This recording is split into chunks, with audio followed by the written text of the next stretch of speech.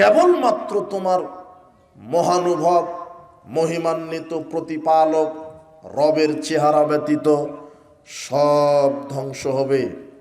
এত সুন্দর আকাশ, এত সুন্দর জমিন, গাছপালা, পাহাড় পর্বত, তরুলতা, পাথর যা দেখছেন, মানুষ, জিন, ইনসান, জীববস্তু, জড়বস্তু যা কিছু আছে, যা মানুষ দেখে, সব কিছু ধ্বংস হবে, সব কিছু ধ্বংস হবে, সব কিছু মারা যাবেন। কুল্লু নাফসিন যায়িকাতুল মউত, প্রত্যেকটা প্রাণী মৃত্যুর স্বাদ গ্রহণ করবে। প্রত্যেকটা প্রাণী, যার জীবন আছে সেই মারা যাবে। সর্বশেষ আকাশ এবং জমিনের যত প্রাণী আছে সব যখন মারা যাবে, জিবরাইল এখনো আছে, মিকাইল এখনো আছে, ইসরাফিল এখনো আছে, আর যে মানুষ জিনের ইনসানের জান কবজ করে তার নাম মালাকুল মউত, সেও আছে। আল্লাহ তখন বলবেন, মালাকুল মউত, জিবরাইলকে মেরে ফেলো, মালাকুল মউত, মিকাইলকে মেরে ফেলো, মালাকুল মউত, ইসরাফিলকে মেরে ফেলো, মালাকুল মউত। আর কি কেউ আছে? মালাকুল মউত বলবে, আমি আর আপনি ছাড়া কেউ নেই।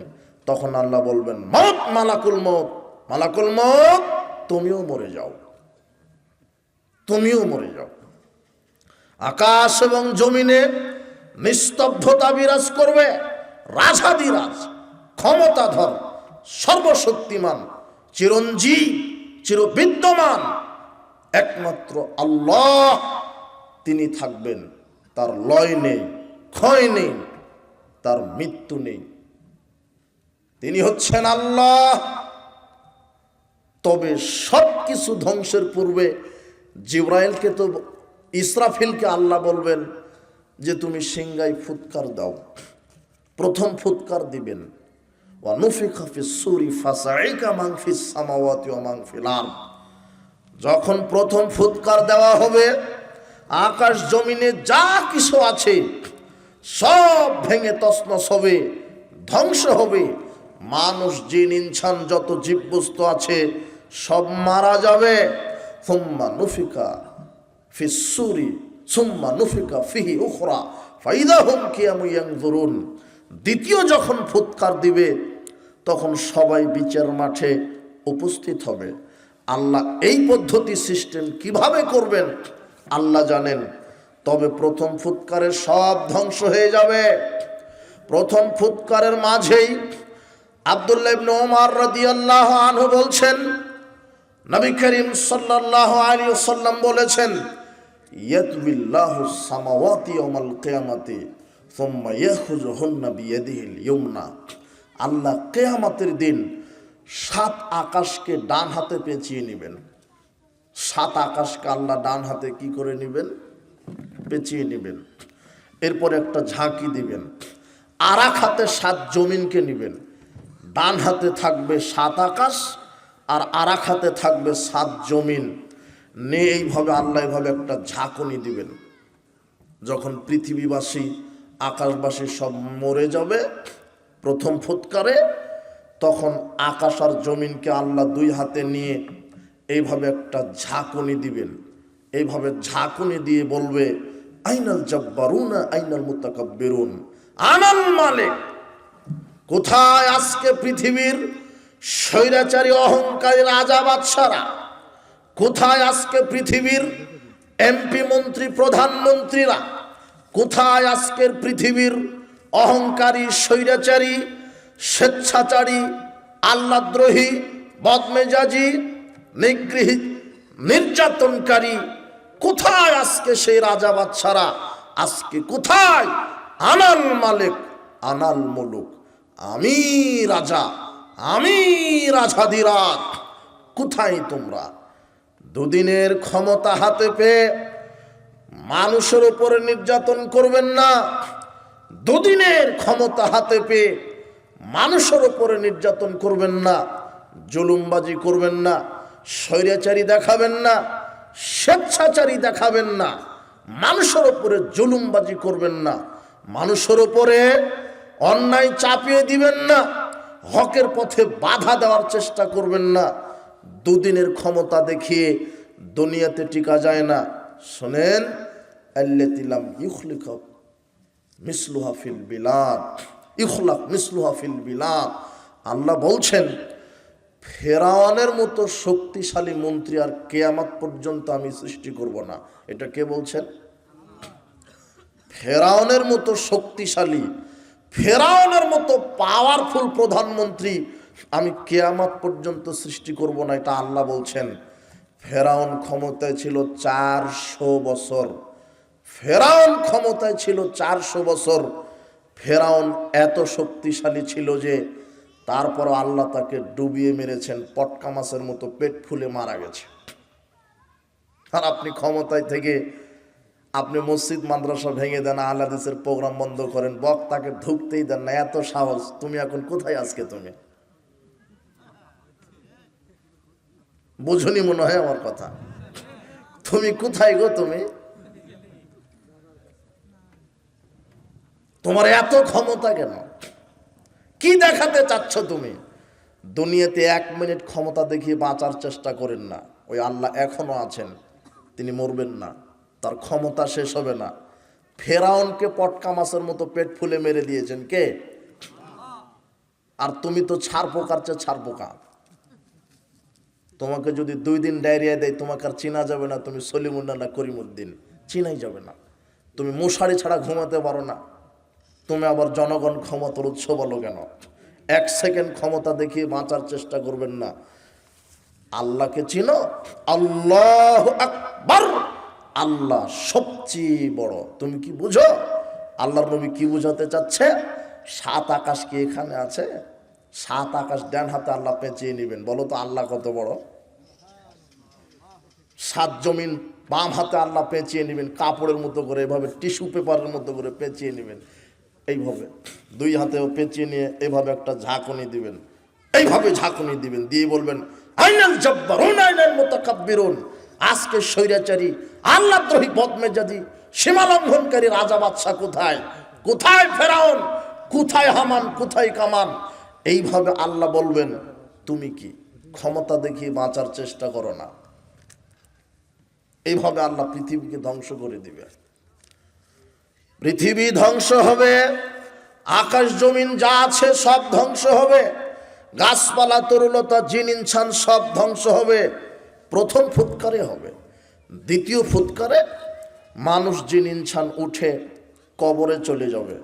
তবে প্রথম ফুৎকারে যে মানুষ মারা যাবে, আল্লাহর নবী বলছেন মা বাইনা নাফকাতাইনা আরবাউন। ইসরাফিল 2টা ফুৎকার দিবে। কয়টা? প্রথম ফুৎকারে আকাশ জমিন গাছপালা তরুলতা জীব জড় বস্তু সব যা আছে সব ধ্বংস হবে। সব কি হবে? ধ্বংস।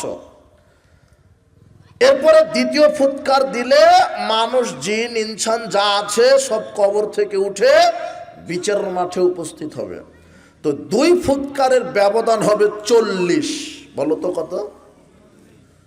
আবু হুরায়রাকে জিজ্ঞাসা করা হলো আরবাউনা শাহরান, 40 মাস, আরবাউনা ইয়ামান 40 দিন, আরবাউনা সানা 40 বছর। কলা আবাইতু, আবু হুরায়রা বললেন আমি ভুলে গেছি। আল্লাহর নবী 40 বলেছেন এটা মনে আছে, তবে 2 ফুৎকারের ব্যবধান যে দিন না বছর না মাস এটা মনে নেই, তবে মনে আছে তিনি 40 বলেছেন। 2 ফুৎকারের ব্যবধান হয় 40 দিন হবে, না হলে 40 বছর হবে, না হলে 40 মাস হবে, কোনো একটা হবে। তো মানুষ যখন মারা যাবে, পরকালের প্রথম স্তর হচ্ছে কবর। বলেন তো কি? কবর।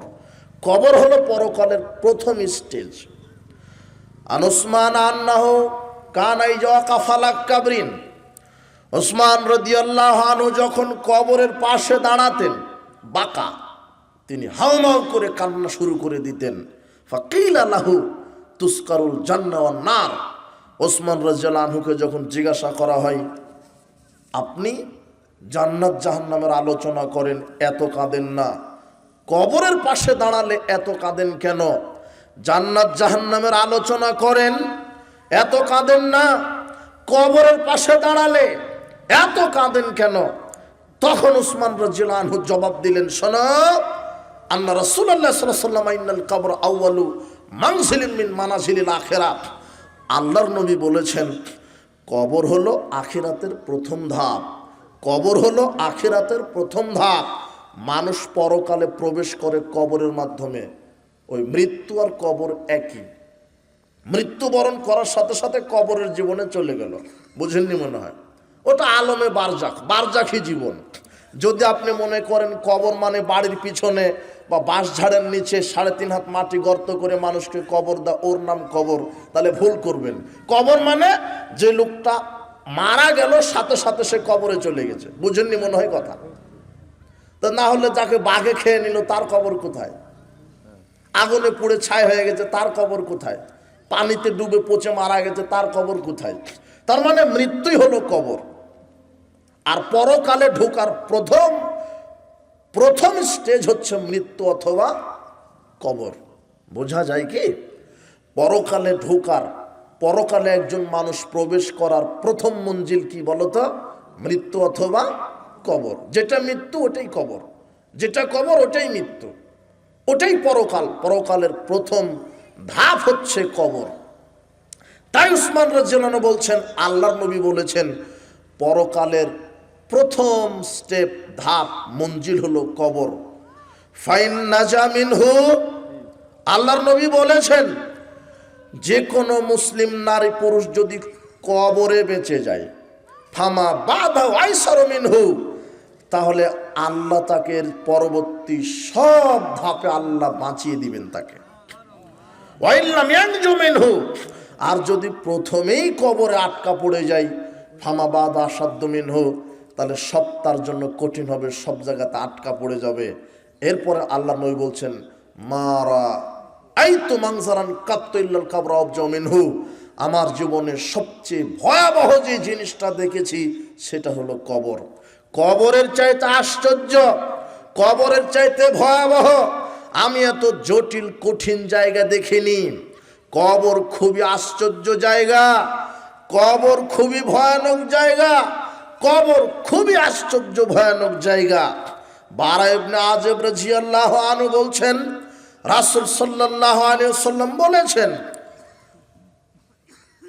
ফাতুআদু রূহুহু ফি জাসাদিহি, মানুষকে যখন কবরে রাখা হয়, ইয়াতিহি মালাকানে, দুইজন ফেরেশতা আসেন, ফায়ুজ লিসানিহি, তাকে উঠিয়ে বসান, ফায়াকুলানে লাহু, উঠিয়ে বসানোর পরে তাকে জিজ্ঞাসা করেন মান রব্বুকা, বলো তোমার প্রতিপালককে।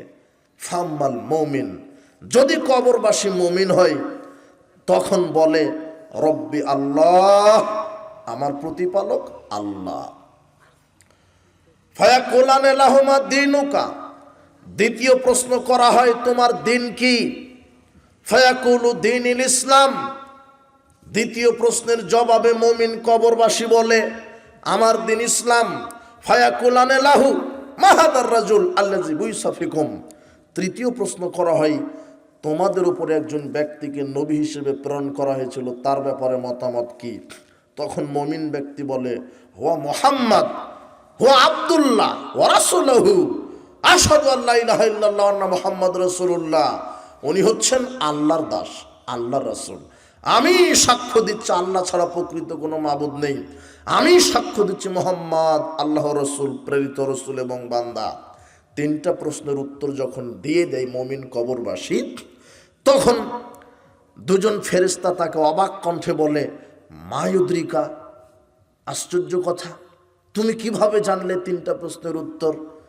তখন মুমিন ব্যক্তি বলে কি, কারাতু কিতাব আল্লাহ, আমি জানবো না মানে আমি আল্লাহর কোরআন পড়েছি, আমানতু বিহি ফাসাদদাকতু ফাদালেক, আমি কোরআন পড়েছি, কোরআনের প্রতি বিশ্বাস করেছি, কোরআন অনুযায়ী জীবন পরিচালনা করেছি। এই তিনটা বাক্য বলতে আল্লাহ আকাশ থেকে ফেরেশতাদ্বয়কে বলবেন আং সাদাকা আব্দি, আই ফেরেশতাদ্বয় আমার কবরবাসী বান্দা বান্দি সত্য বলেছে, ফাফরিশু মিনাল জান্নাহ, তাকে কবরে জান্নাতের বিছানা বিছিয়ে দাও, ওয়ালবিসু মিনাল জান্নাহ, জান্নাতের পোশাক পরিয়ে দাও, ওয়াফতাহু লাহু বাবান ইলাল জান্নাহ, কবর থেকেই জান্নাতের দিকে একটা দরজা কেটে দাও, ইয়েতিহি রাউহিহা ওয়া তিবিহা, যাতে করে এই মুমিন ব্যক্তিটা কবরে শুয়ে থেকেই জান্নাতের সব সুযোগ সুবিধা ভোগ করতে পারে। এইভাবে শেষ। এরপর আল্লাহ বলবেন ইউফসাহু লাহু মাদ্দা বাসারিহি, ফেরেশতাদ্বয় মুমিন ব্যক্তির কবরকে তার চোখের দৃষ্টিটা যত দূর যায় তার কবরকে ততখানি প্রশস্ত করে দাও। ওয়া নাওয়ারু লাহু ফিহি, ও মুমিন ব্যক্তি ও 5 ওয়াক্ত সালাত আদায় করেছে, রমাদানের সিয়াম পালন করেছে, ওর কবরকে তোমরা আলোকিত করে দাও। তার মানে কবর অন্ধকার। এই যুবক বলো তো কবর কি? অন্ধকার। আল্লাহ বলবেন যখন যে কবর আলোকিত করো তখন করা হবে। আবু হুরায়রা রাদিয়াল্লাহু আনহু বলেন রাসূল সাল্লাল্লাহু আলাইহি ওয়াসাল্লাম বললেন ইজা উখবিরাল মাইয়িত, যখন মাইয়িতকে কবরে রাখা হয়, আতাহু মালাকানে আসওয়াদানে আজরাকানে, দুইজন ফেরেশতা আসে কালো বর্ণের লীল চক্ষু বিশিষ্ট, দেখতে কালো মিশমিশে কুচকুচে কালো বর্ণের ফেরেশতা, চক্ষু নীল। ইউকালু লিহাদিহিমাল মুনকার ওয়া লাখারুন নাকির, একজনের নাম মুনকার আর একজন হলো নাকির, অপরিচিত দুজন ফেরেশতা এসে ওইভাবে জিজ্ঞাসা করে। যদি মুমিন হয় 3টা প্রশ্নের উত্তর দিতে পারে, আর যদি মুমিন না হয় মুমিন ব্যক্তির কাছে ওই মুনাফিক ফাজিল পাপী বেনামাজি যারা হারামখোর এদের কবরেও দুজন ফেরেশতা গিয়ে বলবেন মান রব্বুকা, বলো তো রবকে। তখন বলবে হা হা লাদ্রি, আমার তো জানা নাই, কেননা লোকটা রবের বিধান মেনে দুনিয়াতে চলেনি, এই জন্য সে বলতে পারবে না যে রব্বি আল্লাহ। কেন? সে রবের বিধানে চলেনি, সে মানুষের তৈরি করা বিধানে চলেছে। অফিস আদালত কোর্ট কাচারিতে কার বিধান মেনেছে? মানুষের। তাই সে বলতে পারবে না। যদি অফিস আদালত কোর্ট কাচারি শিক্ষাঙ্গন সংবিধানে যদি আল্লাহর বিধান মেনে চলতো তাহলে সে বলতে পারতো রব্বি আল্লাহ, মানে আমার প্রতিপালক, আমার বিধানদাতা আল্লাহ। যেহেতু লোকটা আল্লাহকে মানেনি, আল্লাহর বিধান মানেনি, এই জন্য কবরে বলতে পারবে না যে আমার প্রতিপালক, আমার বিধানদাতা আল্লাহ। এ হলো মুনাফিক ফাজিল পাপিষ্ঠ বেনামাজি। দ্বিতীয় প্রশ্ন করা হবে মা দিনুকা, বলো তো তোমার দিন কি। তখন এই লোক বলবে হা হা লাদ্রি, আমার তো জানা নাই দিন কি। কেন? সে দিন ইসলাম মানেনি, সে সালাত সিয়াম হজ যাকাত আদায় করেনি। তৃতীয় তাকে প্রশ্ন করা হবে মান নাবিউকা, তুমি বলো তো তোমার নবীকে। তখন সে বলতে পারবে না মুহাম্মদ। কেন? লোকটা মুহাম্মাদের আদর্শ মানেনি, মুখে নাই দাড়ি, প্যান্ট টাকনোর উপরে, প্যান্ট টাকনোর নিচে গাঁজা ইয়াবা খায়, হালাল হারাম চিন্তা করে না, মুহাম্মদ সাল্লাল্লাহু আলাইহি ওয়াসাল্লামের আদর্শ মানেনি। শোনাই যুবক শোনো, আকাশের নিচে জমিনের উপরে সবচেয়ে ভদ্র মানুষ, সবচেয়ে উচ্চ শিক্ষিত মানুষ, সবচেয়ে নম্র মানুষ, সবচেয়ে পরহেজগার মানুষ, সবচেয়ে তাকওয়াশীল মানুষ, সবচেয়ে বড় রাষ্ট্রনীতিবিদ, সবচেয়ে বড় অর্থনীতিবিদ, সবচেয়ে বড় শিক্ষানবিদ, সবচেয়ে বড় রাষ্ট্রবিজ্ঞানী, যার নাম মুহাম্মদ সাল্লাল্লাহু আলাইহি সাল্লাম। তার আদর্শ ছাড়া দুনিয়াতে বাঁচা যাবে না, টিকা যাবে না, পরকালে টিকা যাবে না। কবরে জিজ্ঞাসা করা হবে মান নাবিউকা, তোমার নবীকে, তোমার নেতাকে। এখন তুমি দুনিয়াতে বলছো যে আমি অমুক নেতার আদর্শে বড় হয়েছি, মুনাফিক। তুমি কেন অমুক নেতার আদর্শে বড় হবে? তোমার একজন নেতা, বলো তো তার নাম কি? মুহাম্মদ সাল্লাল্লাহু আলাইহি সাল্লাম। তুমি যে নেতার পিছনে ছোট, যে নেতার আদর্শ বুকে ধারণ করো, ওই নেতা তো অজুই জানে না, তুমি ওই নেতার পিছনে ছোট কেন? ওই নেতার সভা সমিতি ক্যানভাসে বসলে দেখবে কোনো দিন তোমাকে অজুর কথা বলেনি, সালাতের কথা বলেনি, সিয়ামের কথা বলেনি, ইমানের কথা বলেনি, আকীদার কথা বলেনি। শুধু বলেছে তোমাকে আমার ক্যানভাস করো, আমাকে ক্ষমতায় বসানোর জন্য লড়াই করো। নারী লাগলে নারী দিব, গাড়ি লাগলে গাড়ি দিব, বাড়ি লাগলে বাড়ি দিব, মদ লাগলে মদ মাদক দিব, গান বাজনা দিব, টাকা দিব, পদবি দিব, মর্যাদা দিব। দুনিয়া তোমাকে তোমার নেতা দিতে পারবে, বিশ্বাস করো, পরকাল দিতে পারবে না। তুমি এই নেতার পিছনে ঘুরে পরকাল হারায়ও না। তোমার জন্য একজন অভ্রান্ত সত্য নেতা, যার নাম মুহাম্মদ সাল্লাল্লাহু আলাইহি সাল্লাম। তোমার হুজুরও মুনাফিকি করে, তোমাকে যখন কবরে দিবে তখন তোমার হুজুর বলবে বিসমিল্লাহি ওয়ালা মিল্লাতে রাসূলিল্লাহ, মানে আল্লাহর নামে মুহাম্মাদের দলে উঠিয়ে দিলাম। হারামখোর, তুমি মুহাম্মাদের দলই করনি। তোমার হুজুরও মুনাফিক, আর তুমি তো আগেই মুনাফিক। তোমার হুজুরের মোহাম্মদের দলই তুমি করনি। তুমি যেই দল করো সেই দল ইয়াবা গাঁজা দিয়ে চলে। তুমি যেই নেতার পিছনে ছুটো সেই নেতা গাঁজা ইয়াবা দিয়ে চলে। তুমি যেই নেতার পিছনে ছুটো সে বেনামাজি, তার মুখে নাই দাড়ি, সে চোর, ডাকাত, বাটপার, লুচ্চা, হারামখোর, তার বউ বেপরদায় চলে, বেটি বেপরদায় চলে। তুমি এই নেতার গোলামি করো কি করে? এই নেতার ক্যানভাস করো কি করে? আর তুমি মারা গেলে তোমার হুজুর মেরে দিবে বিসমিল্লাহ আলা মিল্লাতি রাসূলিল্লাহ। জান্নাত পড়ে আছে নাকি? জাহান্নাম পড়ে আছে, জাহান্নাম রেডি হয়ে আছে। কবরের প্রশ্ন, মান নাবিয়ুকা, তোমার নবী কে? তখন আপনি বলতে পারবেন যে মুহাম্মদ। কখন বলতে পারবেন মুহাম্মাদের নাম? সাল্লাল্লাহু আলাইহি সাল্লাম। যখন মুহাম্মদ সাল্লাল্লাহু আলাইহি ওয়াসাল্লাম আদর্শ নিজে বাস্তবায়ন করবেন। কথা বুঝেননি মনে হয়? আপনি তার নীতি মানেননি, আদর্শ মানেননি, তো তার কথা নাম আসবে কি করে? এই জন্য আজকে তওবা করো, মুহাম্মদ সাল্লাল্লাহু আলাইহি সাল্লামের নীতি আদর্শ নিজের জীবনে বাস্তবায়ন করো। আল্লাহ তোমাকে কবুল করুন। পৃথিবীতে একজন মানুষ যে জীবনে কোনোদিন মিথ্যা কথা বলেনি, জীবনে অন্যায়ের বিরুদ্ধে, অন্যায়ের পক্ষে লড়েননি, অন্যায়ের বিরুদ্ধে লড়েছে, যার নাম মুহাম্মদ সাল্লাল্লাহু আলাইহি সাল্লাম। বলছিলাম কবরের জীবন। যখন কাফের, মুনাফিক, ফাজের এরা কবরে উত্তর দিতে পারবে না, হাহা লাদ্রি, হাহা লাদ্রি, হাহা লাদ্রি, হায় হায় আমি জানি না, হায় হায় আমি জানি না, হায় হায় আমি জানি না, তখন আল্লাহ আরশ থেকে বলবেন, ফেরেশতাদ্বয় আনকাযাবা, ও মিথ্যা বলছেন। কত আলেম ওলামা বক্তৃতা দিয়েছে, নবী রাসূল বক্তৃতা দিয়েছে, পরকালকে মানো, আল্লাহকে মানো, সালাত আদায় করো, পর্দা করো, হালাল খাও, দুর্নীতি করো না, চুর বাটপাড়ি করো না। ও শোনেনি, ও বুঝেনি, বুঝেও না বুঝার ভান করেছে, শোনেও না শোনার ভান করেছে। ও আলেম ওলামাকে গালি দিয়েছে, ইসলামের বিরুদ্ধাচরণ করেছে। ও জানতো, ওকে দাওয়াত দিয়েছে দিন রাত আলেম ওলামা, নবী রাসূলগণ, কিন্তু ও মানেনি, ইসলাম পছন্দ হয়নি, ও মিথ্যা বলছে। ওকে দাওয়াত দিয়েছে নবী রাসূলগণ, আলেম ওলামা দিন রাত দাওয়াত দিয়েছে, জালসা সমিতি, মিছিল, মিটিং এর মাধ্যমে আলেম ওলামা বলেছে, জুমার খুতবাতে বলেছে, তাকে দাওয়াত দিয়েছে, জালসা তাফসিরে বলেছে, নবী রাসূলগণও বলেছে, কিন্তু কানে নেয়নি। ও ইসলামকে খেলতামাশা মনে করেছিল। আনকাযাবা, ও মিথ্যা বলছে। ফাফরিশু মিনান নার, কাজেই তোমরা কবরে জাহান্নামের আগুনের বিছানা বিছিয়ে দাও। ওয়াল বিসু মিনান নার, জাহান্নামের আগুনের পোশাক গায়ে পরিয়ে দাও। ওয়াফতাহু লাহু বাবা মিনান নার, কবরেই জাহান্নামের দিকে একটা দরজা কেটে দাও। ওয়ায়াতিহি হাররিহা ওয়া সামুমিহা, যাতে করে কবরে শুয়ে সে জাহান্নামের শাস্তি ভোগ করতে পারে। তার মানে মুমিন ব্যক্তির কবরই জান্নাত, আর কাফের, মুনাফিক, ফাজের ব্যক্তির কবরই জাহান্নাম। কথা বুঝেছেন মনে হয়? কবরই। আমল ভালো, কবর ভালো, আমল খারাপ, কবর খারাপ। এরপরে আল্লাহ বলবেন, দুইজন ফেরেশতাকে বলবেন যে আচ্ছা তোমাদের ডিউটি এখন শেষ।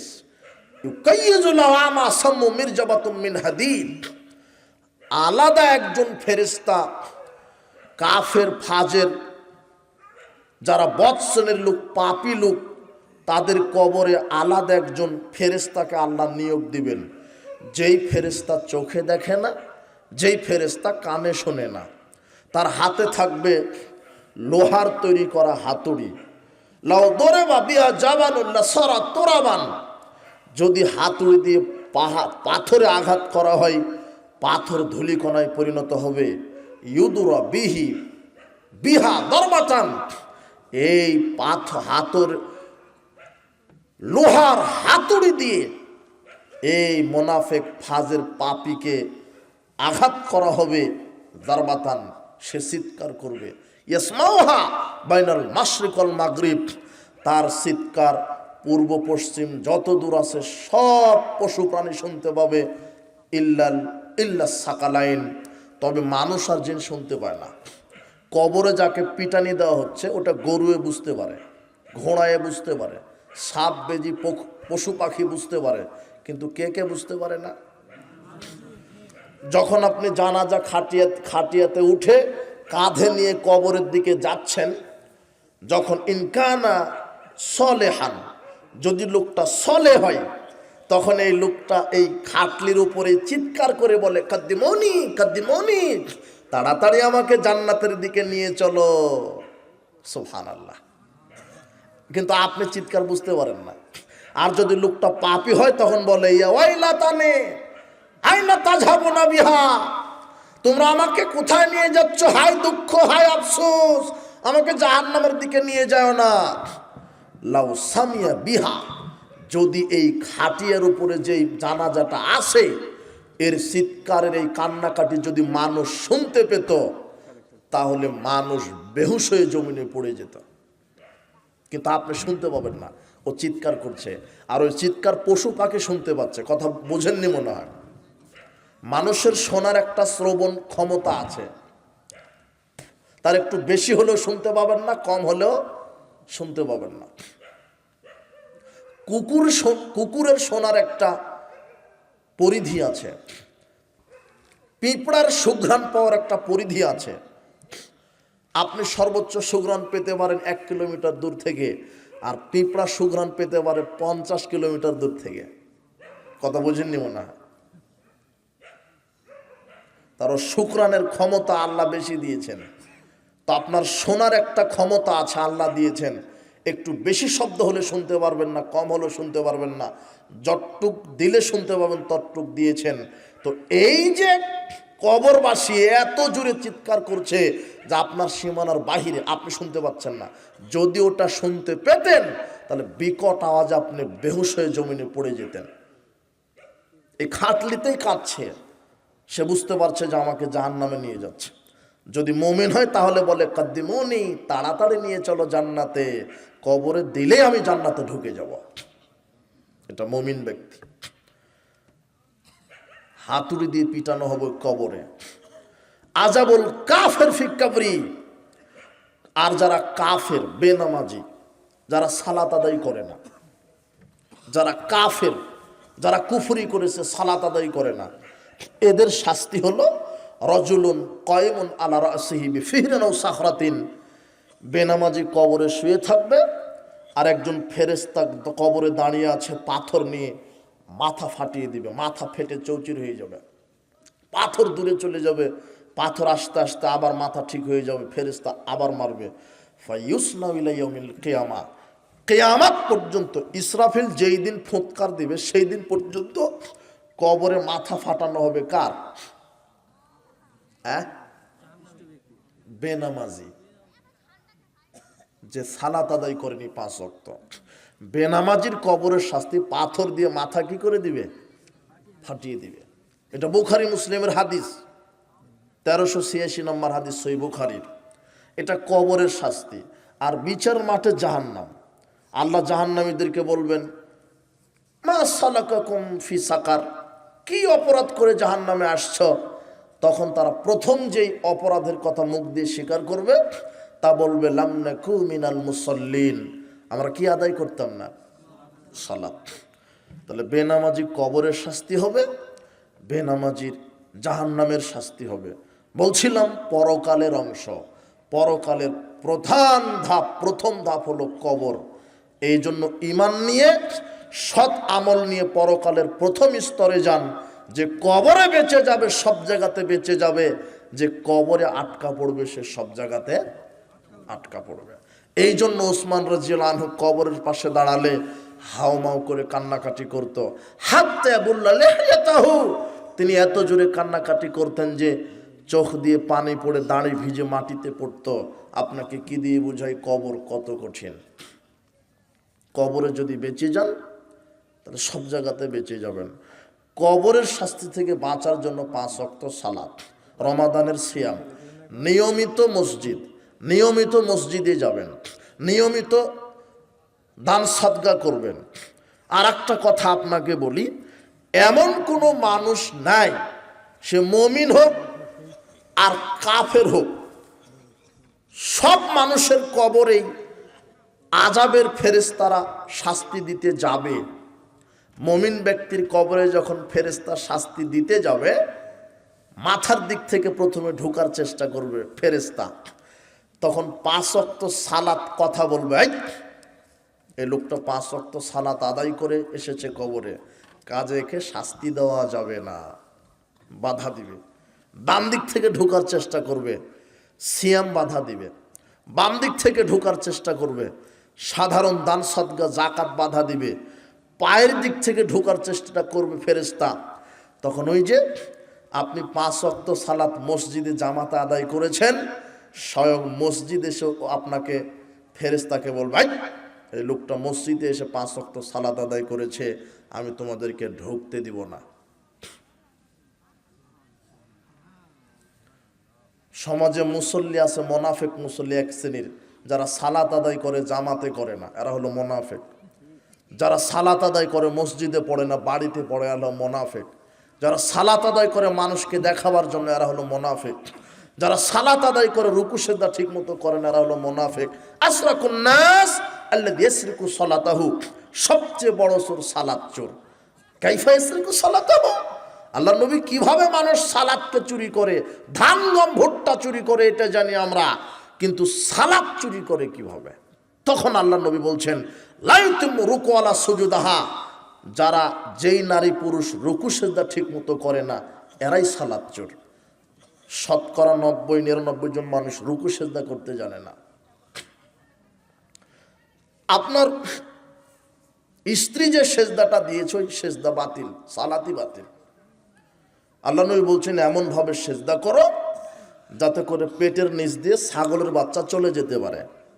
কিন্তু আপনার স্ত্রী যে সেজদা মেরেছে, পিঁপড়া যাওয়ার কায়দা নেই। আপনার স্ত্রী যদি মরা পর্যন্ত সালাত আদায় করে, 1 রাকাত সালাত কবুল হবে না, চ্যালেঞ্জ। না, বুঝেননি মনে হয় কথা।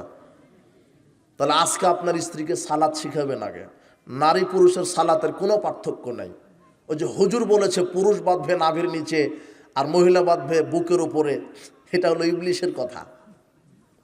এই হাদিস পৃথিবীর মাটিতে আজ পর্যন্ত আরবিতে লেখাই হয়নি, কোনো কিতাবেই নেই, তাও হুজুর চলে। না হলে আপনার নাটোরের সবচেয়ে বড় যে হুজুর, তাকে সকালে জিজ্ঞাসা করেন, মৌলানা সাহেব, আমরা যে শুনে আসছি পুরুষ নাভির নিচে হাত বেঁধে সালাত আর মহিলা বুকের উপরে, হাদিস আছে কোথায়, কোন কিতাবে? হাদিসের কোন কিতাবে আছে, কোন পাতাতে? আরবিতে লেখা থাকলেই হবে, সহি জয়ীফ লাগবে না, একটা জাল হলেই হলে। কথা বুঝেননি মনে হয়? তাও লেখা নাই, তাও চলে। কে জবাব দিবে? নারী পুরুষের সালাত পার্থক্য করলেন কেন? নারী পুরুষের সালাতের কোনো পার্থক্য নেই। রুকু সেজদা কিয়াম কুউদ দাঁড়ানো সূরা কেরাত একামাত সব এক। আপনার স্ত্রীও 5 ওয়াক্ত সালাতে একামাত দিয়ে সালাত আদায় করবে, বোঝা যায় কি? আপনার স্ত্রী রাতের 3 ওয়াক্তের সালাত সরবে কেরাত করবে, কিন্তু কণ্ঠ হবে নিচু, যাতে পরপুরুষ শুনতে না পায়। আপনার স্ত্রী যখন ঘরের ভিতরে মাগরিবের সালাত আদায় করবে, আপনার স্ত্রীও মাগরিবের প্রথম 2 রাকাতে সূরা ফাতিহা অন্য একটি সূরা সরবে তেলাওয়াত করবে।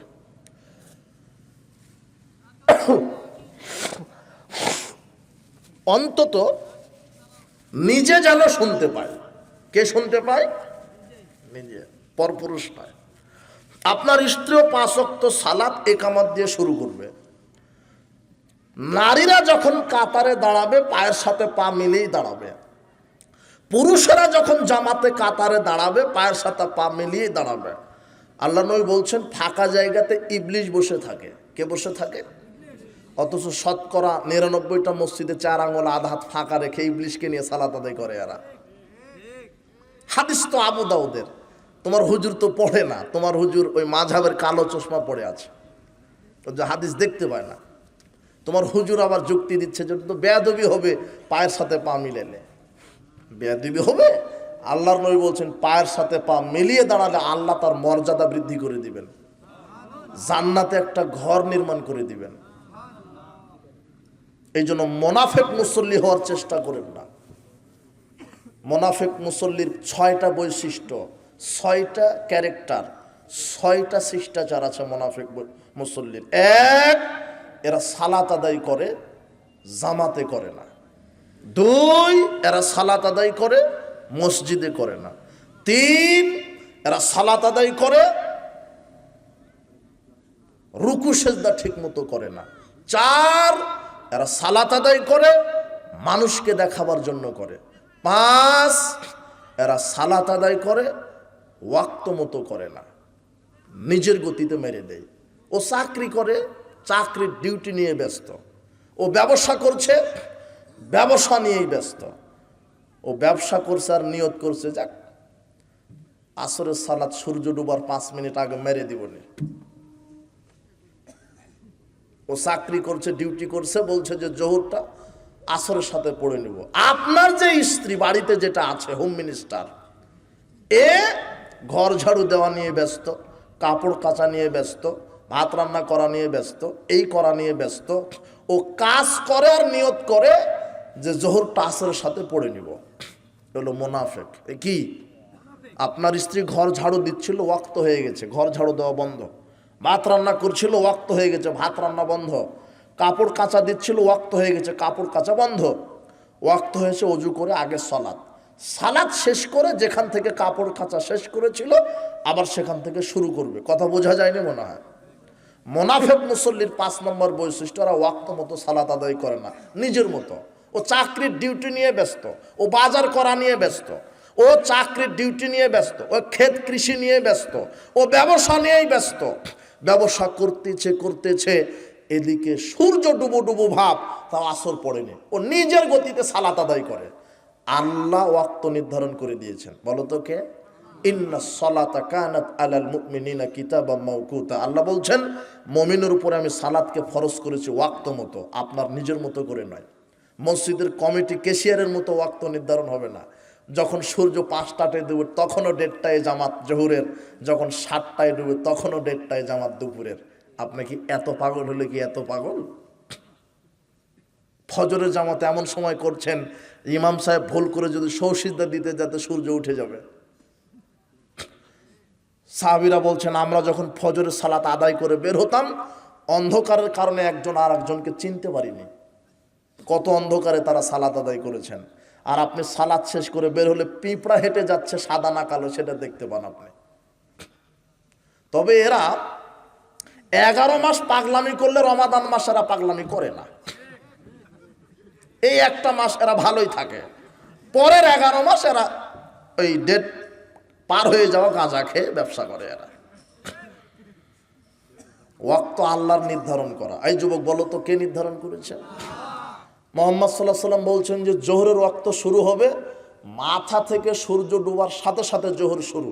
তুমি আগামীকাল ঘড়ি ধরো আর সূর্য ঢলে যাওয়ার সাথে সাথে দেখবে যে নাটোর নলডাঙ্গা থানাতে জোহরের ওয়াক্ত শুরু হয়েছে 11:46 11:50 কিন্তু ওই যে বাপদাদা থেকে 1টায় আজান 1:30টায় জামাত, মানে আজান শুনে কামলারা চিন্তা করে যে না 500 টাকা কামাই হয়ে গেছে। কথা বুঝেননি মনে হয়? ওয়াক্ত হলো 11:50। তোমার মসজিদ কমিটির সভাপতি বলছে যে না 1টায় আজান 1:30টায় জামাত, মানে সভাপতির ওয়াক্ত চলবে না আল্লাহর ওয়াক্ত চলবে? 11:50 ওয়াক্ত, 11:50 আজান, সর্বোচ্চ 20-25 আধা ঘন্টা দেরি হবে আজানের পরে। গোসল আছে, মানুষ মসজিদে আসবে, তারপরে জামাতে সালাত। তার মানে 12:30টায় জামাত করেন, আওয়াল ওয়াক্তে হবে। সর্বোচ্চ একটা করেন, তাও থাকবে ওয়াক্ত। 1:30টায় কেন গেলেন? কথা বুঝেননি মনে হয় আমার কথা। এরপরে আসরের ওয়াক্ত হচ্ছে 2:50, 2:58। দেখো তুমি আগামীকাল দেখবা। অথচ তুমি 3:45 আজান মেরে 4টায় জামাত করো, জামাত শেষ করে ঢিল মেরে সূর্য ডুবে আবার মাগরিব শুরু করে দাও। তুমি ওয়াক্ত তোমার বাপের মতো চলবে? মুহাম্মদ সাল্লাল্লাহু আলাইহি ওয়াসাল্লাম বলছেন সল্লু ফি বুয়ুতিকুম ফিল ওয়াক্তে, তোমরা আউয়াল ওয়াক্তে বাড়িতেই সালাত আদায় করো। যেই মসজিদগুলিতে আউয়াল ওয়াক্তে সালাত হয় না, ওই মসজিদে জামাতে সালাত আদায় করার চাইতে বাড়িতে আউয়াল ওয়াক্তে সালাত আদায় করা 1000 গুণে উত্তম। হাদিস মুসনাদ আহমদের 3601 নম্বর হাদিস। আল্লাহ নবী বলছেন আউয়াল ওয়াক্তে বাড়িতে সালাত আদায় করো। সহিহ মুসলিমের 1497 নম্বর হাদিস। আবু জার গিফারি বলছেন ক্বালালি রাসূলুল্লাহ সাল্লাল্লাহু আলাইহি ওয়াসাল্লাম, রাসূল সাল্লাল্লাহু আলাইহি ওয়াসাল্লাম আমাকে বললেন, আবু জার কাইফা আনতা, তুমি তখন কি করবে? ইযা কানাত উমারাউ ইউআখিরুনা সালাতা ওয়াক্তাহা আও ইউমিতুনা সালাতা ওয়াক্তাহা, তুমি তখন কি করবে? যখন মসজিদের কমিটি ওরা সালাতকে ওয়াক্ত থেকে সরিয়ে ফেলবে, সালাতকে ওয়াক্ত থেকে মেরে ফেলবে, তখন তুমি কি করবে? তখন আবু যর বলছে, ফামাতা মরনি, আপনি আমাকে নির্দেশ দেন, আপনি তো নবী, আমি তো নবী না, আপনি যা বলবেন সেটাই হবে, আপনিই বলেন। তখন আল্লাহ নবী বলছেন, সল্লি সালাতা লে ওয়াক্তেহা, তুমি তোমার একাকির সালাতটা আওয়াল ওয়াক্তে নিজে আদায় করে নাও। ওরা মসজিদ কমিটি 1:30টায় মারুক, 4:30টায় মারুক, শেষ ওয়াক্তে মারুক, সমস্যা নাই, তুমি তোমার সালাতটা আওয়াল ওয়াক্তে পড়ে নাও।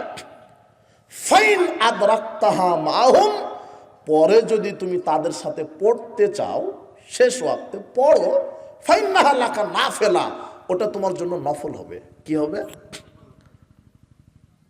জামাতে সালাত আদায় করা ফরজ, জামাতে কেউ যদি সালাত আদায় না করে তাহলে সে মুনাফিক। কিন্তু কোন জামাতে সালাত আদায় করা ফরজ না বলো তো? যেই জামাতটা ওয়াক্ত থেকে মেরে ফেলা হয়েছে, মনে থাকবে? আর ওই জামাতে অ্যাটেন্ড হওয়া ফরজ যেই জামাত আউয়াল ওয়াক্তেই হয়। আউয়াল ওয়াক্তে যে মসজিদে সালাত হয়, ওই জামাতে যদি কেউ অ্যাটেন্ড না হয়, কেউ যদি জামাতে সালাত আদায় না করে, তাহলে সে কি মুসল্লি? মুনাফিক মুসল্লি। মনে থাকবে না? আবার যেন বলেন না যে বাড়িতে সালাত আদায় করতে বলেছে, জি না, আপনি বাড়িতে পড়বেন। যখন আপনার মসজিদে দেখছেন যে আউয়াল ওয়াক্তে সালাত হচ্ছে না, তখন আপনি নিজের সালাতটা আউয়াল ওয়াক্তে কোথায় পড়বেন? বাড়িতে।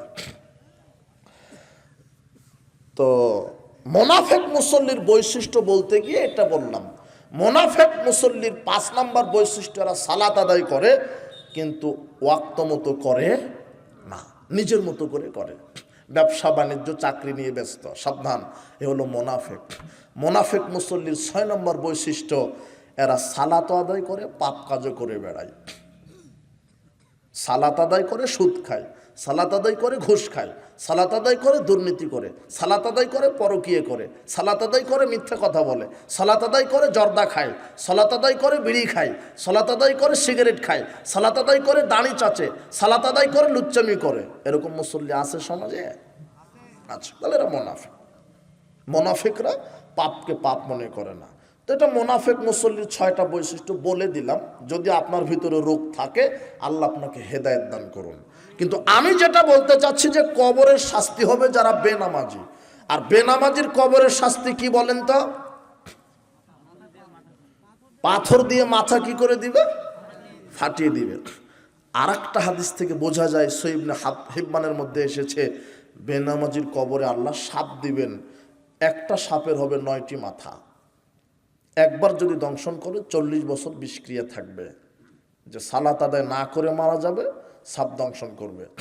আর যেই মহিলা, আল্লাহ নবী বলছেন আমাকে, জিবরাইল আর মিকাইল নিয়ে গেল একটা বিশাল পাহাড়ে। পাহাড়ে নিয়ে গিয়ে বলছেন উঠেন। আমি বললাম আমি তো এত বড় পাহাড়ে উঠতে পারবো না। তখন জিবরাইল আর মিকাইল দুইজনে সহযোগিতা করে 2 বাহু ধরে আমাকে পাহাড়ের উপরে উঠালেন। উঠে প্রথম যেই দৃশ্যটা দেখলাম সেটা হলো একজন মানুষকে উল্টা করে ঝুলিয়ে রাখা হয়েছে। 2 পা দড়ি দিয়ে উপরে বাঁধা আছে আর মুখটা নিচের দিকে, মানে কুরবানির সমুদ্রে যেমন গরু খাসিটা জব করে ঝুলিয়ে দেন, মনে পড়ছে না? চামড়া ছিলানোর জন্য। তো এইভাবে ঝুলানো আছে মানুষকে, আর আগুনের কেচি দ্বারা মুখ ঠোঁটটা কেটে দেওয়া হচ্ছে। আল্লাহ নবী বলছেন কি আশ্চর্য দৃশ্য, মান হাদা, কে? জিবরাইল মিকাইল, এই লোকটা কে? এভাবে শাস্তি কেন? তখন জিবরাইল মিকাইল বলছে এই লোকটা রমাদানে সিয়াম রাখতো না, দিনে দুপুরে খেয়ে বেড়াতো। তাহলে যারা সিয়াম রাখে না তাদের কবরের শাস্তি উল্টা মুখে ঝুলিয়ে ঠোঁট কেটে দিবে। কথা বোঝা যায়নি মনে হয়? এরপরে একটু সামনে গিয়ে দেখি আর একটা দৃশ্য কি, দৃশ্যটা হলো কিছু নারীর স্তনে সাপ সবল দিচ্ছে, দংশন করছে। আমি বললাম এই নারীদের কি অপরাধ? তখন জিবরাইল আর মিকাইল বলছে এই নারীরা বাচ্চাকে দুধ দিত না, বাচ্চাকে ফিডার খাওয়াতো। দুধ দিত না কেন? দুধ স্তন ঝুলে যাবে, বুড়ি হয়ে যাবে আগেই, এই জন্য বাচ্চাকে দুধ খাওয়ায় না। এই জন্য দেখেন এখন মা ছেলের সাথে সম্পর্ক নেই, ফিডার খাওয়ায়।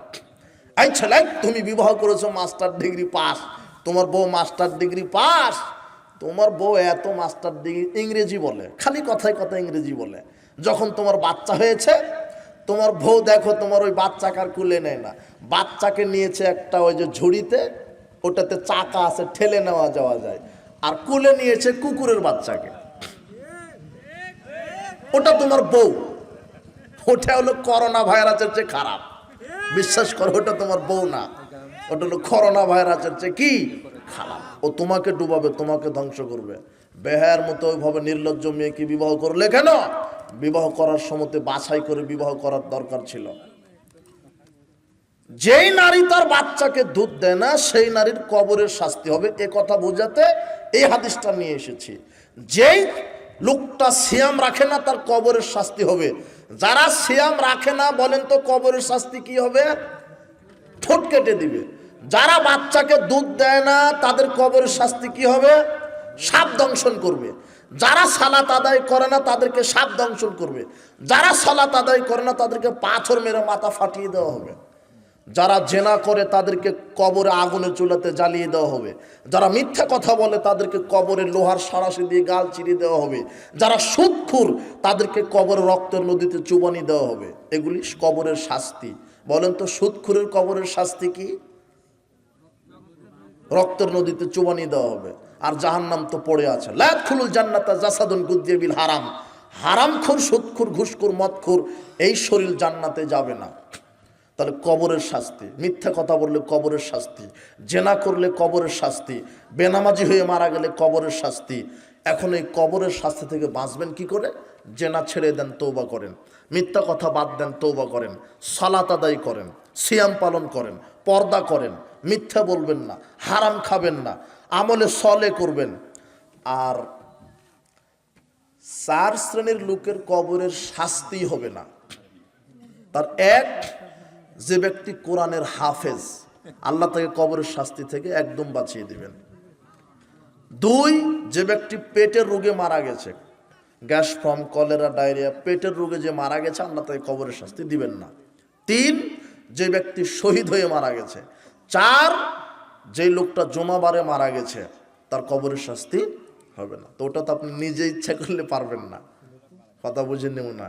তবে দোয়াতে তাকদির পরিবর্তন হয়। আল্লাহর কাছে বলেন, আল্লাহ তুমি আমাকে জুমাবারে মৃত্যু দিও, আল্লাহ তুমি কবুল করো। আল্লাহ তুমি আমাকে ঈমান এবং সৎকর্ম সহকারে মৃত্যু দান করো, আল্লাহ তুমি কবরের শাস্তি মাফ করো। পরকালের প্রথম স্তর কবর, তাই কবর সম্পর্কে আলোচনা আপনাকে এতটুকুন করলাম। এরপরে কয়েক মিনিট ইন্নালিল্লাহ, 12:30 বাজে। কেন যে আমাকে যখন দিয়েছেন তখন আমি প্রত্যেকটা জায়গাতে বক্তব্য শেষ করে দিই। আমাকে তো এই সময় দেওয়ার কোনো কারণ দেখিনি কোনো ওইভাবে। এত ছোট প্রোগ্রাম এত রাত করবেন কেন, এত বড়? যখন আমি এখানে আসি এক ভাই আমাকে খুব অনুনয় বিনয় করেছেন যে একটু সময় কথা বলবেন, একটু সময় বেশি করে কথা বলবেন, খুব অনুনয় বিনয় করেছে। তাই আমি একটু সময় কথা বলছি, তবে কয়েক মিনিট। যেহেতু পরকালের ভয়াবহতা দিয়েছেন, আগে একটু কিয়ামতের পূর্বাভাস বোঝানোর চেষ্টা করেছিলাম। এরপরে পরকালের প্রথম স্তর কি? কবর বুঝালাম। এখন চলেন বিচারের মাঠ। যখন দ্বিতীয় ফুৎকার দিবে তখন মানুষ কবর থেকে উঠে হাসরের মাঠে উপস্থিত হবে। আল্লাহ বলছেন, ইয়াওমা নাহশুরুহুম জামিআ, আমি সব মানুষ, জিন, ইনসান, পশু, প্রাণী সবাইকে বিচারের মাঠে উপস্থিত করব। মানুষ জিন উপস্থিত হবে তো হবে, যত জীবজন্তু পশু প্রাণী সবাই বিচারের মাঠে উপস্থিত হবে। সবার হিসাব হবে। একটা সাপ যদি আর একটা সাপকে ভুলে ইচ্ছা করে দংশন করে, বিচার মাঠে আল্লাহকে বলবে যে তুমি তাকে দংশন করে পরিশোধ করে নাও। বুঝেননি মনে হয় কথা? একটা গরু যদি আর একটা গরুকে ঘুতা মারে, তাহলে আল্লাহ বিচার মাঠে বলবে নাই তুমি তাকে ঘুতা মেরে সমান সমান করে নাও। মানে মানুষের তো বিচার হবে, গরু ছাগলেরও কি হবে? বিচার হবে। তবে জান্নাত জাহান্নাম শুধু মানুষ আর জিনের হবে। কুকুর, শিগাল, গরু, ছাগল জান্নাত জাহান্নাম নেই। তবে বিচারের মাঠ বোঝাতে গিয়ে আল্লাহ বলেছেন আমি সবার বিচার করব। এর নাম হলো বিচারক। তিনি সর্বশ্রেষ্ঠ বিচারক। অন্যায় করে, জুলুম করে পার পাওয়া যাবে না। সেদিন কোনো দারোগা থাকবে না, ক্ষমতা থাকবে না। একচ্ছত্র ক্ষমতা কার হাতে? আল্লাহর হাতে। বিচারের মাঠ। যখন দ্বিতীয় ফুৎকার দেওয়া হবে সবাই বিচারের মাঠে যাবে। বিচার মাঠ অনেক লম্বা। আল্লাহ যে কিভাবে পরিচালনা করবেন সেটা আল্লাহ জানেন। কোরআন হাদিসের বর্ণনায় যেটা বোঝা যায়, আল্লাহ নবী বলছেন হুফাতান ওরাতান গুরলান, মানুষ কবর থেকে, জিন ইনসান কবর থেকে বিচারের মাঠে উপস্থিত হবে খালি পায়ে, জুতা স্যান্ডেল থাকবে না, খাতনা দেওয়া থাকবে না, শরীরে পোশাক থাকবে না, উলঙ্গ। আয়েশা রাদিয়াল্লাহু আনহা হাদিস শোনার সাথে সাথে বলছেন, ইয়া রাসূলুল্লাহ আরজালুন নিসাউ জামিয়ান ইয়ানজুলু বাযুহুম বাযিন, নারী পুরুষ একাকার হয়ে বিচারের মাঠে উলঙ্গ হয়ে থাকবে, একে অপর লজ্জাস্থান দেখবেন না? সি এটা কেমন কথা বললেন আল্লাহর নবী, একে অপরে দেখবে না? তখন আল্লাহ নবী বলছেন, আয়েশা আলাম রাসাদ্দমিন, এমন কঠিন পরিস্থিতি হবে যে ও যে উলঙ্গ এই হুঁশি থাকবে না মানুষের, এমন ভয়াবহ পরিস্থিতি। সবাই এনএফসি, আল্লাহ আমাকে রক্ষা করো, আমাকে রক্ষা করো, আল্লাহ আল্লাহ আমাকে রক্ষা করো। প্রত্যেকে নিজেকে ব্যস্ত থাকবে, কে উলঙ্গ, কে মেম্বার, কে চেয়ারম্যান, কে মুচিমাথর, লাইসা লাহুম আলামুন লিআহাদিন, বিচারের মাঠে বিশেষ কোনো পরিচয় থাকবে না। কে মুচি, কে মেথর, কে এমপি মন্ত্রী, কোনো বিশেষ পরিচয় নাই। একটাই পরিচয়, সবাই আল্লাহর চাকর। বলো তো কি পরিচয়? সবাই আল্লাহর চাকর, সবাই আল্লাহর বান্দা। সেখানে এমপি মন্ত্রীকে, ভ্যান চালককে, মুচি মেথরকে এর কোনো বিশেষ পরিচয় নেই। সাল বিন সাদ রাদিয়াল্লাহু আনহু বলেন, রাসূল সাল্লাল্লাহু আলাইহি ওয়াসাল্লাম বলেছেন, ইশারুন নাস ইয়াউমাল কিয়ামাত আলা আরদিন বাইদা আফরাকা কারসাতিন নাকি, বিচারের মাঠ আল্লাহ সাজাবেন, ওয়াল আরদু মুদ্দাত, দুনিয়াকে আল্লাহ প্রশস্ত করবেন। এই দুনিয়াতেই বিচারের মাঠ হবে, কিন্তু নতুন দুনিয়া, নতুন মাটি, নতুন সূর্য। ওই যে সূর্য তো ধ্বংস হয়ে যাবে, চন্দ্র তো নষ্ট হয়ে যাবে। যখন ইসরাফিল প্রথম ফুৎকার দিবে সূর্য ধ্বংস হয়ে যাবে না, আকাশ ধ্বংস হয়ে যাবে না, মাটি পানি ধ্বংস হয়ে যাবে না? তো আপনি যে আবার বলছেন যে সূর্য 1 মাইল উপরে থাকবে বিচার মাঠে মাথার, তার মানে আল্লাহ আবার সূর্যকে কি করবেন? না, বোঝেননি মনে হয় কথা। যখন ইসরাফিল প্রথম ফুৎকার দিবে সূর্য চন্দ্র নক্ষত্র আকাশ জমিন সব কি হয়ে যাবে? ধ্বংস। তো আবার যে বিচার মাঠে মানুষের মাথার 1 মাইল উপরে সূর্য থাকবে, তার মানে আবার সূর্যকে কি করবেন? আল্লাহ সৃষ্টি করবেন। ও তো কোন ফায়াকুন, হওয়ার কি হয়ে যাবে। ওটা তো আল্লাহ, আল্লাহু আকবার, ওহু আলা কুল্লি শাইইন কাদির, তিনি সর্বশক্তিমান, তিনি সবই পারেন। তো বিচারের মাঠ, এই পৃথিবী নতুন পৃথিবী করবেন। ওয়াল আরদু মুদ্দাত, পৃথিবীকে প্রশস্ত করবেন, পৃথিবীকে প্রশস্ত করবেন, এত প্রশস্ত। এখানে জান্নাত নিয়ে আসবেন টেনে, জাহান্নাম নিয়ে আসবেন টেনে। 4,90,00,000 ফেরেশতা জাহান্নামকে টেনে নিয়ে আসবে। কত কোটি? 4,90,00,000 ফেরেশতা। আল্লাহর আরশ বহন করে আছে 8 জন ফেরেশতা। কতজন? যে 8 জন ফেরেশতা আল্লাহর আরশটা বহন করে আছে, ওই ফেরেশতাদের দৈহিক আকৃতি কত এটা নির্ণয় করা যাবে না। আল্লাহর নবী বলছেন, ওই 8 জন ফেরেশতার শুধু কানের লতি থেকে কাঁধ পর্যন্ত দূরত্ব প্রথম জমিন থেকে নিয়ে প্রথম আসমান, ওটা হিসাব করা যাবে না। আর আল্লাহর যে কোনো ফেরেশতার ক্ষমতা পৃথিবীর নিচে হাত দিয়ে পৃথিবীকে উল্টিয়ে দিতে পারে। এরকম 4,90,00,000 ফেরেশতা বিচার মাঠে জাহান্নাম টেনে আনবেন, জান্নাত টেনে আনবেন। জান্নাতের এক দরজা, এক চৌকাঠ থেকে আর এক চৌকাঠের দূরত্ব হবে 1200 কিলোমিটার। বিশাল দরজা। জান্নাতের দরজা থাকবে বড় বড় দরজা। জাহান্নাম হবে বিশাল, তাও জাহান্নাম পূর্ণ হবে না। জাহান্নামে আল্লাহ পা ঢুকিয়ে দিবেন। কি ঢুকিয়ে দিবেন? যে তোমার হুজুর যে বলছে আল্লাহ নিরাকার, তোমার হুজুর তো আর পড়াশোনা জানে না, ওকে যা বুঝিয়েছে তাই বলে, আর ফিকাতে যা লেখা আছে তাই।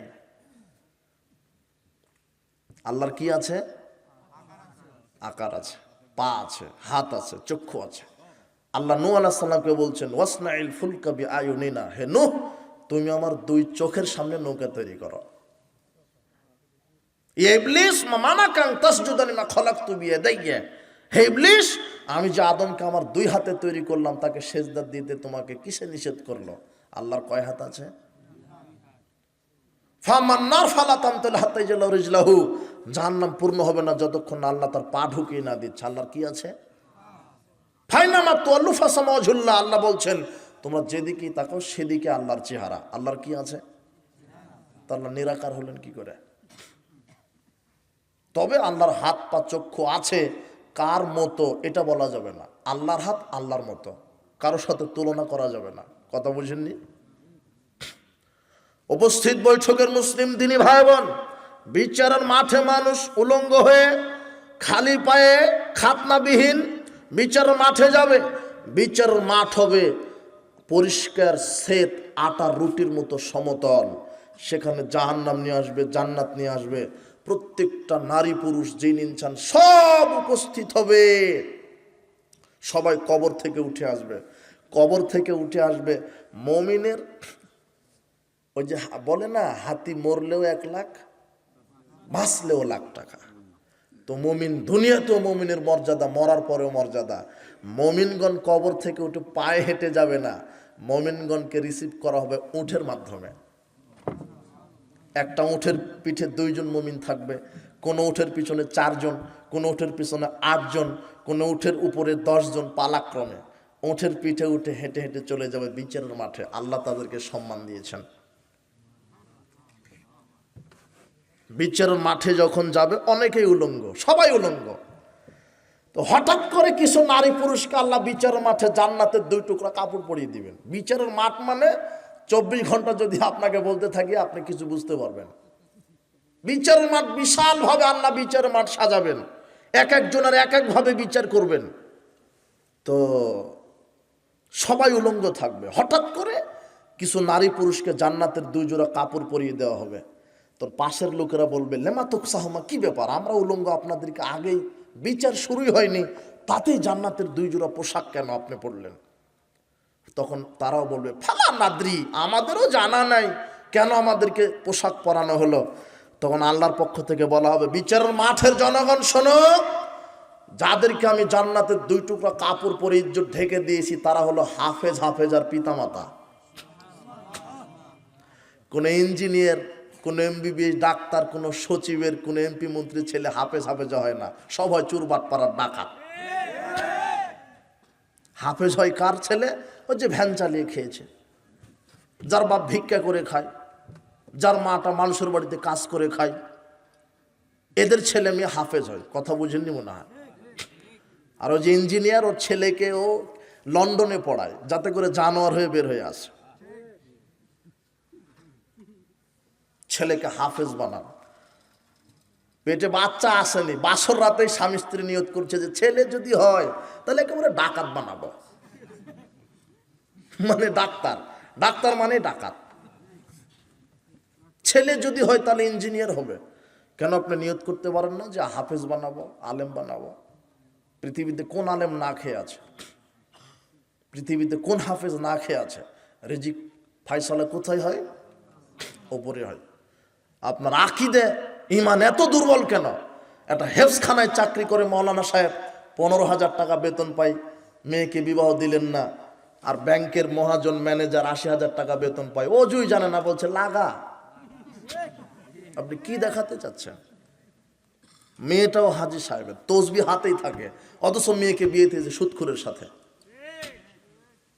জান্নাত পড়ে নেই, জাহান্নাম রেডি আছে। ছেলেকে আলেম বানান, হাফেজ বানান। সর্বপ্রথম বিচার মাঠে যাদের ইজ্জতকে জান্নাতের পোশাক দিয়ে ঢেকে দিবেন তারা কার বাপ মা বলো তো? হাফেজ, হাফেজার পিতামাতা। এটা বিচারের মাঠের আলোচনা এসেছে, তাই এভাবে অনেক কাহিনী আছে। বিচার মাঠে কিছু মানুষকে গরু লাথি দিয়ে খুঁজবে, ঘোড়া লাথি দিয়ে খুঁজবে, উট খুঁজবে, লাথাবে। কেন? ও গরু জাকাত দেয়নি তাই। আল্লাহ নবী বলছেন 30টা যদি গরু থাকে একটা 1 বছর বয়সী গরু জাকাত দাও। 40টা যদি ছাগল থাকে একটা 1 বছর ছাগল জাকাত দাও। 7.5 ভরি স্বর্ণ যদি থাকে তাহলে বাজার মূল্য দরে শতকরা 2.5 টাকা, হাজারে 25 টাকা, লাখে 2,500 টাকা জাকাত দাও। যারা 7.5 ভরি স্বর্ণ থাকার পরও জাকাত দিবে না, এই 7.5 ভরি স্বর্ণকে আল্লাহ একত্রিত করে লোহার আগুনের বলয় তৈরি করে কাঁধে রাখবেন, স্তন ভেদ করে বের হয়ে যাবে। এটা বিচারের মাঠের শাস্তি। কপালে ছিল দিবে, স্বর্ণটা আগুনে তাতিয়ে কপালে ছিল দিবে, পাঁজরে ছিল দিবে, পৃষ্ঠদেশে ছিল দিবে, আর বলবে হাযা মা কানাসতুম লিআনফুসিকুম, এটা তোমার নিজের সঞ্চিত সম্পদ, যে সম্পদের যাকাত দাওনি। তাহলে যারা যাকাত দিবে না তাদের বিচার মাঠে এই শাস্তি। আবার কিছু সম্পদকে আল্লাহ সাপ তৈরি করবেন, গলায় পেঁচিয়ে দেওয়া হবে, চোয়ালে সবল দিবার, সাপ বলবে আনা মালুকা কাংসুকা, আমি তোমার সঞ্চিত সম্পদ। এটা বিচারের মাঠের। তো যাক, এইভাবে যখন বিচার মাঠে নারী পুরুষ উপস্থিত হবে, এক সময়তে আল্লাহ বলবেন, হে বিচারের মাঠের নারী পুরুষ সবাই আমাকে সেজদা করো। হে বিচারের মাঠের নারী পুরুষ সবাই আমাকে সেজদা করো। তখন যারা দুনিয়াতে 5 ওয়াক্ত সালাত আদায় করেছে তারাই শুধু আল্লাহকে কি দিতে পারবে, আর যারা সালাত আদায় করেনি তারা সেজদা দিতে পারবে না। এরপরে এক সময়তে আল্লাহ মিজান খাড়া করবেন, দাড়ি পাল্লা, ও নাজউল মাওয়াজিনুল কিসত লিয়াউমিল কিয়ামা। আল্লাহ বলছেন মিজান, বিচারের মাঠে দাড়ি পাল্লা সেট করব। ফালা তুজলামু নাফসুন শাইআ, কারো প্রতি অনুপরিমাণ জুলুম করা হবে না। ইন কানা মিসকাল হাববাতিন মিন খারদালিন আতাইনা বিহা, অনুপরিমাণ নেকি হলেও মাপা হবে, অনুপরিমাণ পাপ হলেও মাপা হবে। ফামা ইয়ামাল মিসকালা জাররাতিন খায়রা ইয়ারা, অনুপরিমাণ কেউ যদি ভালো আমল করে সে দেখবে, ওয়া ইয়ামাল মিসকালা জাররাতিন শাররা ইয়ারা, অনুপরিমাণ খারাপ কাজ করলে সে দেখতে পাবে। অনাজাউল মাওয়াজিনাল কিসত লিয়াউমিল কিয়ামা, আল্লাহ বলছেন আমি মিজান সেট করব, ওজন মিজান দাড়ি পাল্লা সেট করব, পাপ আর নেকি মাপা হবে। ওদিয়াল কিতাবু ফাতারাল মুজরিমিনা মুশফিকিনা মিম্মা ফি, অপরাধীদের সামনে যখন আমলনামা পেশ করা হবে, যখন বাম হাতে আমলনামা দেওয়া হবে আর ভালো মানুষকে ডান হাতে আমলনামা দেওয়া হবে, তখন অপরাধীরা ভয়ে ভয়ে বলবে মালি হাদাল কিতাব, কি আশ্চর্য কিতাব, লা ইউগাদিরু সাগীরা ওয়ালা কাবীরা, ছোট গুনাহ বাদ পড়েনি, বড় গুনাহ বাদ পড়েনি। রাতে যেটা করেছি সেটাও লিখে রেখেছে আল্লাহ, দিনে যেটা করেছি সেটাও লিখে রেখেছে, গোপনে যেটা করেছি সেটাও লেখা আছে, সব লেখা আছে। মা ইয়ালফিযু মিন কাওলিন ইল্লা লাদাইহি রাকিবুন আতীদ, আল্লাহ বলছেন মানুষ এমন কোনো কথা কর্ম কাজ করে না যেটা ফেরেশতা অডিও ভিডিও রেকর্ডিং না করে রাখে। দিনে করেন, রাতে করেন, গোপনে করেন, প্রকাশ্যে করেন, সব ফেরেশতারা রেকর্ড করে রাখছেন, লিখে রাখছেন। বিচার মাঠে দেখানো হবে। বিচার মাঠ ভয়ানক। স্ত্রী থেকে স্বামী পালিয়ে যাবে, ছেলে থেকে বাপ পালিয়ে যাবে, মা থেকে সন্তান পালিয়ে যাবে, সন্তান থেকে মা পালিয়ে যাবে, সবাই নিজেকে বাঁচানোর চেষ্টা করবে। জাহান্নাম থেকে বাঁচার জন্য ছেলে মেয়েকে দিতে চাইবে। সাবধান, কর্ম ভালো হলে কবর ভালো, কর্ম ভালো হলে বিচার মাঠ ভালো। উপস্থিত বৈঠকের মুসলিম দিনী ভাই বোন, আসলে সময় অতিরিক্ত হয়ে গেছে, আমি অসুস্থ, ক্লান্ত। আল্লাহ সুবহানাহু ওয়া তাআলা আমাদেরকে